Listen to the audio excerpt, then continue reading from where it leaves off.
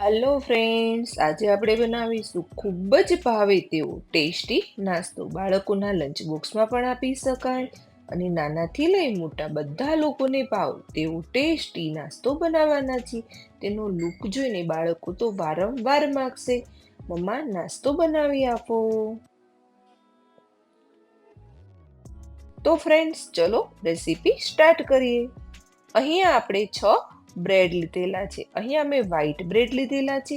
તમારે brown bread લેવા હોય તો તે પણ તમે લઈ શકો છો.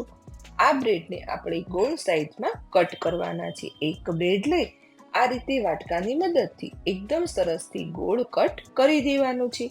અહીંયા મેં વાટકો લીધેલો છે. જો તમારે ગ્લાસની મદદથી નાનું કટ કરવું હોય તો તે પણ તમે કરી શકો છો. બધી જ બ્રેડનું આ રીતે એકદમ સરસથી ગોળ કટિંગ કરી દેવાનું છે. બ્રેડનો નાસ્તો આપણે સ્ક્વેરમાં તો બનાવતા જોઈએ છીએ, પણ આ અલગ પ્રકારનું આપણે ગોળ કટિંગમાં નાસ્તો બનાવવાના છીએ.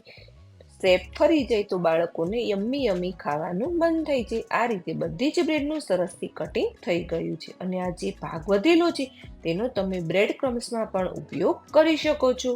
ત્યારબાદ આપણે તડકો તૈયાર કરી લઈશું. એક પેનમાં 2 ટેબલ સ્પૂન તેલ લીધું છે. 1 ટીસ્પૂન રાઈ જીરું સરસથી તતડવા દેવાનું છે, જેથી વઘાર આપણો સારો બેસે.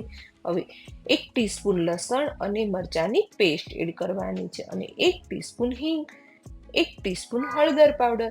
આ બધા જ મસાલાને એકદમ સરસથી તેલ સાથે તતડવા દેવાના છે, જેથી આપણો વઘાર એકદમ સુપર ટેસ્ટી બને. ત્યારબાદ ગેસ બંધ કરી દેવાનો છે અને વઘારને આપણે 1 મિનિટ માટે રેસ્ટ આપીશું. ત્યારબાદ મેં 100 ગ્રામ બટેકા લીધેલા છે બાફેલા. તેને એકદમ સરસથી છાલ ઉતારીને આ રીતે મેં મેશ કરી દીધેલા છે. હવે જે આપણે તડકો તૈયાર કરેલો હતો તે બાફેલા બટાકાની અંદર એકદમ સરસથી એડ કરી દેવાનું છે. હવે ત્યારબાદ તેમાં 1 ટીસ્પૂન ગરમ મસાલો, સ્વાદ અનુસાર સોલ્ટ અને 1 ટેબલ સ્પૂન બાફેલી મકાઈ લીધેલી છે.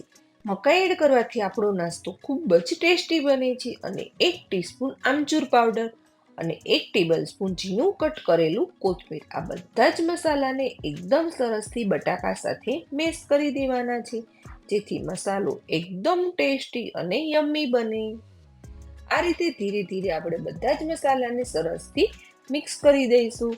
બાળકો સબ્જી રોટી ન ખાતા હોય તો આ રીતે તમે કોઈ પણ વેજીટેબલ અંદર ઉમેરીને બાળકોના લંચ બોક્સમાં આપી શકો છો.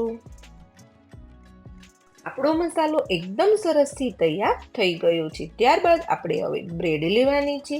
એક બ્રેડને હાથમાં લઈને આ રીતે આખી બ્રેડ ઉપર એકદમ સરસથી કેચઅપનું લેયર તૈયાર કરવાનું છે. કેચઅપ હોવાથી બાળકોને તો ખૂબ જ પસંદ આવે છે. કેચઅપ લગાવ્યા પછી આપણે જે મસાલો બનાવેલો તો તેને 1 ટેબલ સ્પૂનની મદદથી સરસથી સ્પ્રેડ કરી દેવાનું છે. જો તમારે સ્પૂન ન લેવી તો હાથની મદદથી પણ મસાલાને એકદમ સરસથી સ્પ્રેડ કરી શકો છો. આ રીતે એકદમ મસાલો સરસથી તૈયાર થઈ ગયો છે. ત્યારબાદ આપણે બીજી બ્રેડ લઈશું અને તેના ઉપર આપણે ગ્રીન ચટણી સ્પ્રેડ કરી દેવાની છે. ગ્રીન ચટણી અને કેચઅપ બહુ જ ટેસ્ટી લાગે છે. ત્યારબાદ તેને બંધ કરી દઈશું. બંને હાથે સરસથી પ્રેસ કરી દેવાનું છે, જેથી આપણો નાસ્તો જોવામાં પણ એકદમ યમ્મી લાગે છે. ત્યારબાદ આપણે એક પેન ગરમ કરવા મૂકી દીધું હતું. તેમાં બટર લગાવી દેવાનું છે. બટર આખામાં સરસથી સ્પ્રેડ કરી દઈશું. બટર સ્પ્રેડ થઈ જાય ત્યારબાદ આપણે જે નાસ્તો બનાવેલો હતો તેને એકદમ સરસથી મૂકી દેવાનો છે. જે ખુલી ન જાય તેનું ધ્યાન રાખવાનું છે. ગેસની ફ્લેમ મીડિયમ ટુ લો રાખી ધીરે ધીરે એકદમ સરસથી ગોલ્ડન બ્રાઉન બ્રેડને કરવાની છે. ગોલ્ડન બ્રાઉન થઈ જાય ત્યારબાદ પાછું બટર લગાવીને સાઈડ પલટાવી દેવાની છે. આ રીતે સ્પ્રેડ કરતા જઈશું અને બધી જ બ્રેડને સરસથી ગોલ્ડન બ્રાઉન થાય ત્યાં રીતે આપણે શેકી દેવાની છે. ત્યારબાદ આપણે બીજી બ્રેડ લીધી છે, તેને પણ એકદમ સરસથી ગોલ્ડન બ્રાઉન થાય તે રીતે સ્પ્રેડ કરતા જઈશું અને શેકતા જઈશું. આ રીતે આપણે બધી જ બ્રેડને સરસથી રોસ્ટ કરી લેવાની છે. આપણી બ્રેડ એકદમ સરસથી ગોલ્ડન બ્રાઉન થઈ ગઈ છે. તેને નીકાળી દઈશું. હવે તેને આપણે 2 ભાગમાં ડિવાઈડ કરી દેવાની છે. આ રીતે 2 ભાગમાં એકદમ સરસથી ડિવાઈડ કરી દઈશું. જોઈને જ મોંમાં પાણી આવી જાય. ગ્રીન, યલો અને રેડ. આ રીતનું કટિંગ સરસથી તૈયાર થઈ ગયું છે, તમે જોઈ શકો છો. હવે તેના ઉપર આપણે બહારના બોર્ડરના ભાગમાં એકદમ સરસથી કેચઅપનું લેયર કરવાનું છે.